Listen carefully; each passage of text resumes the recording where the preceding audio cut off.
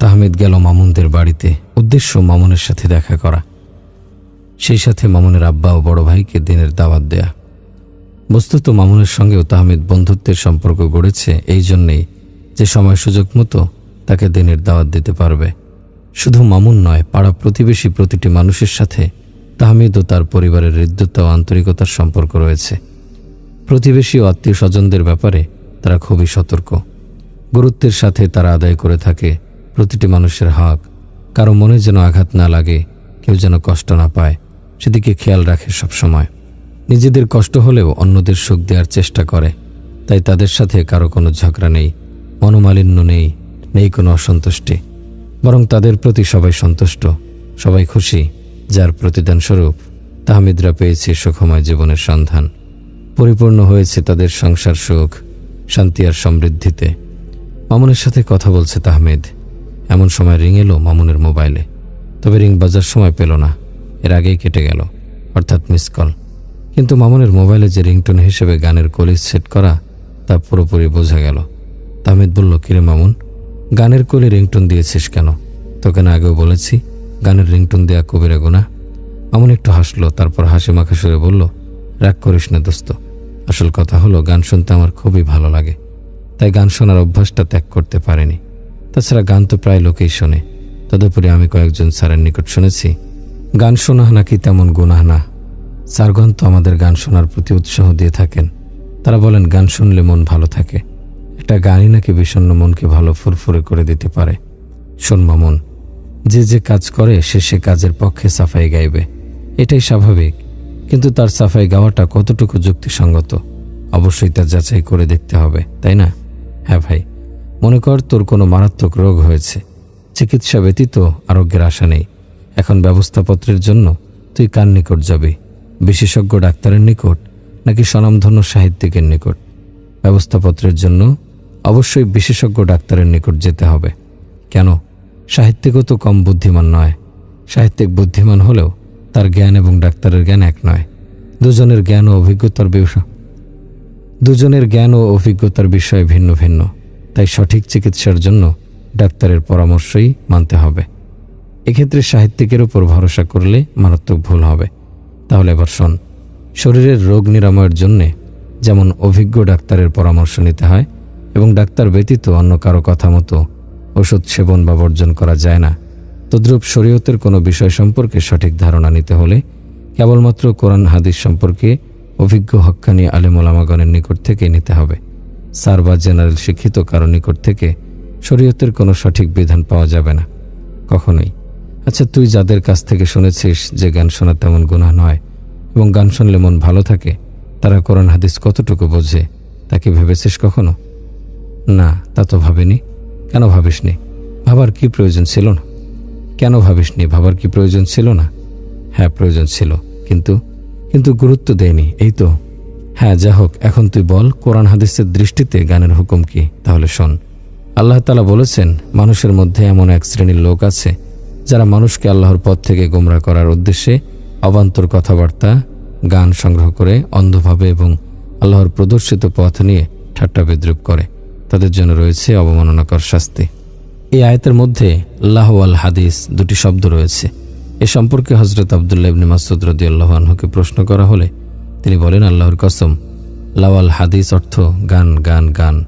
অন্য আয়াতে আল্লাহ তাআলা ইরশাদ করেন, হে শয়তান, তুই সত্যচ্যুত কর তাদের মধ্য থেকে যাকে পারিস সে আওয়াজ দ্বারা। আল্লামা ইবনে কাসির রহমতুল্লাহি আলাইহি বলেন, এই আয়াতে শয়তানের আওয়াজ দ্বারা উদ্দেশ্য হলো গানবাদ্য। ইমাম মুজাহিদ রহমতুল্লাহি আলাইহি বলেন, শয়তানের আওয়াজ দ্বারা রং তামাশা ও গান বাজনা উদ্দেশ্য। হাফেজ ইবনে কাইয়ুম রহমতুল্লাহি আলাইহি বলেন, গুনাহের দিকে আহ্বানকারী সবচেয়ে বড় হাতিয়ার হচ্ছে গানবাদ্য। তাই শয়তানের আওয়াজের ব্যাখ্যা গানবাদ্য দ্বারা করা হয়েছে। মামুন, কোরআনে যে গানবাদ্য হারাম করা হয়েছে তার প্রমাণ পেলি তো? হ্যাঁ, পেয়েছি। এবার দেখ হাদিস কি বলে গান সম্পর্কে। রাসূল সাল্লাল্লাহু আলাইহি সাল্লাম বলেছেন, আমার উম্মতের ভেতর এমন কিছু লোকের আগমন হবে যারা ব্যভিচার, রেশমি কাপড়, মদ ও গান বাজনাকে বৈধ মনে করবে, অথচ তা সম্পূর্ণ হারাম। রাসূল সাল্লাল্লাহু আলাইহি সাল্লাম অন্যত্র বলেছেন, আমার উম্মতের কিছু লোক মদের নাম পাল্টিয়ে তা পান করবে। তাদের সামনে গায়িকারা বিভিন্ন বাদ্যযন্ত্র সহকারে গান গাইবে। আল্লাহ তাআলা তাদেরকে ভূগর্ভে বিলীন করে দেবেন এবং কতেকের আকৃতি বিকৃত করে বানর ও শূকরে পরিণত করে দেবেন। রাসূলুল্লাহ সাল্লাল্লাহু আলাইহি সাল্লাম আরও বলেছেন, আমার উম্মতের উপর এই আযাবগুলি আসবে: ভূগর্ভে বিলীন হওয়া, আকৃতি বিকৃত হওয়া, পাথর বর্ষণ হওয়া। জনক সাহাবী প্রশ্ন করলেন, হে আল্লাহর রাসূল, এগুলি কখন হবে?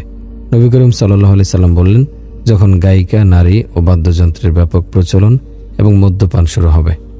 তিনি আরও ইরশাদ করেন, আল্লাহ তাআলা আমাকে সারা বিশ্বের জন্য রহমত ও পথ প্রদর্শক হিসেবে প্রেরণ করেছেন এবং বাদ্যযন্ত্র, বাঁশি, মূর্তি, ক্রুশ এবং জাহিলি যুগের সর্বপ্রকার কুপ্রথা মেটানোর জন্যে আমাকে হুকুম করেছেন। আল্লাহ নবী সাল্লাল্লাহু আলাইহি সাল্লাম আরও বলেছেন, গান বাজনা অন্তরে এমনভাবে মুনাফিকি সৃষ্টি করে যেমনভাবে পানির দ্বারা খেতে শস্য বৃদ্ধি পায়। রাসূল সাল্লাল্লাহু আলাইহি সাল্লাম আরও বলেছেন, গান বাজনা শোনা গুনাহ, গানের মজলিসে বসা ফাসেকি এবং গান শুনে স্বাদ নেয়া কুফরি। তাহমিদ, গান শোনার গুনাহ এত মারাত্মক, অথচ বর্তমান বিশ্বে তো গানের প্রচলন খুব তোড়ে জোরে চলছে। সময়ের সাথে পাল্লা দিয়ে বাড়ছে গায়ক, গায়িকা এবং তাদের গানের তালিকা। এই জন্যই তো আমাদের উপর বিভিন্ন আযাব গজব নেমে আসছে। বিভিন্ন দেশে প্রায় ভূমিকম্প হয়, সুনামি হয়, ঘূর্ণিঝড় হয়। এতে মারা যায় হাজার হাজার মানুষ, ঘরবাড়ি হারা হয় লক্ষ লক্ষ বনি আদম। গানবাদ্য আযাব গজবের কারণ। একটু আগেও না এ সম্পর্কে একটি হাদিস বললাম, এত তাড়াতাড়ি ভুলে গেলি? আচ্ছা, আরেকটি হাদিস শোন। রাসূলুল্লাহ সাল্লাল্লাহু আলাইহি সাল্লাম বলেছেন, যখন গায়িকা, নারী ও বাদ্যযন্ত্রের ব্যাপক প্রচলন হবে, যখন মদ্যপান শুরু হবে, তখন তোমরা অপেক্ষা করো একটি লাল বর্ণযুক্ত বায়ুর, ভূমিকম্পের, ভূমিধসের, আকৃতি বিকৃত হয়ে যাওয়ার, শিলাবৃষ্টির এবং কিয়ামতের এমন নিদর্শনসমূহের, যেগুলো একের পর এক প্রকাশ হতে থাকবে। যেমন কোনো মালায় সুতা ছিঁড়ে গেলে দানাগুলো একের পর এক খসে পড়তে থাকে। আচ্ছা তাহমিদ, গানবাদ্যের কারণে যদি দেশে এত বড় বিপর্যয়ের সৃষ্টি হয়, তাহলে যারা গানবাদ্য করে অর্থাৎ গায়ক, গায়িকা, তাদের কি অবস্থা হবে? তাদের অবস্থা হবে অত্যন্ত ভয়ঙ্কর। রাসূল সাল্লাল্লাহু আলাইহি সাল্লাম বলেছেন, গায়ক, গায়িকা ও অসতী নারীর উপার্জিত ধন সম্পদ সম্পূর্ণ হারাম। আর আল্লাহ পাকের বিধান হলো, হারাম সম্পদ দ্বারা লালিত শরীর বেহেশতে প্রবেশ করবে না। মামুন, এবার কি তোর পুরোপুরি বুঝে এসেছে যে গান শোনা হারাম ও গুনাহে কবিরা? হ্যাঁ, বুঝে এসেছে। আমি আজ থেকে ওয়াদা করছি, জীবনে আর কখনো গান শুনব না। এখন তোর সামনে থেকে মোবাইল মেমোরি থেকে সব গান মুছে ফেলছি। কথা বলে অল ডিলেট দিয়ে সব গান মুছে ফেলল মামুন। অতঃপর তাহমিদ বলল, মামুন, আগে তুই গান শুনে মন ভালো করার চেষ্টা করতি, অথচ গান মন ভালো করার কোনো মাধ্যম নয়, বরং গানের দ্বারা শরীরে উত্তেজনা সৃষ্টি হয়, মাতলামির ভাব হয়, নাচানাচি ও লাফালাফি করতে ইচ্ছে হয়। গানের দ্বারা পাগলামির বহিঃপ্রকাশ ঘটে। শুধু তাই নয়, গান গাওয়া এবং শোনাকে যদি কেউ জায়েজ এবং ভালো মনে করে, তাহলে হারামকে হালাল বানানোর কারণে তার ঈমান নষ্ট হয়ে যাবে, ইসলামের গণ্ডি থেকে বের হয়ে যাবে সে। এখন তোকে আমি মন ভালো করার প্রকৃত এবং একমাত্র পন্থাটি বলে দিচ্ছি। আল্লাহ তাআলা ইরশাদ করেছেন, যারা ঈমানদার তাদের অন্তর আল্লাহর জিকির দ্বারা শান্তি লাভ করে। জেনে রাখো, আল্লাহর জিকির দ্বারাই অন্তরসমূহ শান্তি পায়। কথা বলার ফাঁকে আরও 3-4টি মিস কল এলো মামুনের মোবাইলে। সেই একই নম্বর থেকে মিস কল দেখে মুচকি হাসল মামুন। মামুনের ভাব দেখে যা বোঝার বুঝে নিল তাহমিদ। এরপর মামুনকে উদ্দেশ্য করে বলল, সত্যি করে বলতো কে মিস কল দিচ্ছে? তার আগে বল, সত্য কথা শোনার পর আমাকে উপদেশ দেওয়া শুরু করবে না তো? তোর তো অভ্যাস সুযোগ পেলে উপদেশ দেয়া। তাহমিদ একগাল হেসে বলল, উপদেশ দেওয়ার প্রয়োজন হলে অবশ্যই দেব। আর উপদেশ তো আমি শখ করে দেই না, বরং এটিকে আমার উপর অর্পিত দায়িত্ব মনে করে দেই। আল্লাহ তাআলা বলেছেন, তোমরাই হলে সর্বোত্তম উম্মত, মানবজাতির কল্যাণের জন্যই তোমাদের উদ্ভব ঘটানো হয়েছে।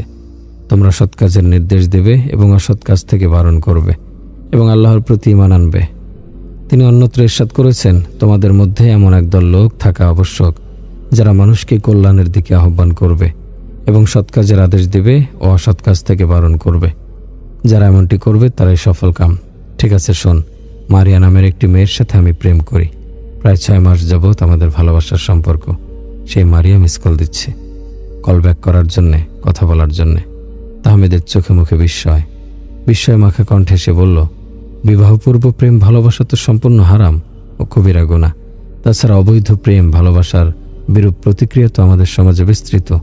তবুও তুই প্রেম করিস কেন? কারণ অবশ্যই আছে। কি সেই কারণ? আমি চাই সুখময় জীবন, দেহে চাই সতেজতা, মনে চাই ফুর্তি। আর আমার মনে হয় বিবাহে পূর্ব প্রেম ভালোবাসা এর জন্য অনেকটা সহায়ক। কিভাবে? তাহমিদের প্রশ্ন। মামুন বলল, এখন বলবো না, পরে বলবো। পরে কেন? এখনই বল, নইলে আমি স্বস্তি পাবো না। না, পরেই বলবো, এখন একটু কাজ আছে, বলে উঠে দাঁড়ালো মামুন। মামুনের উঠে দাঁড়ানো দেখে তাহমিদ বলল, তাহলে এখন আমি যাই, বিকেলে কথা হবে।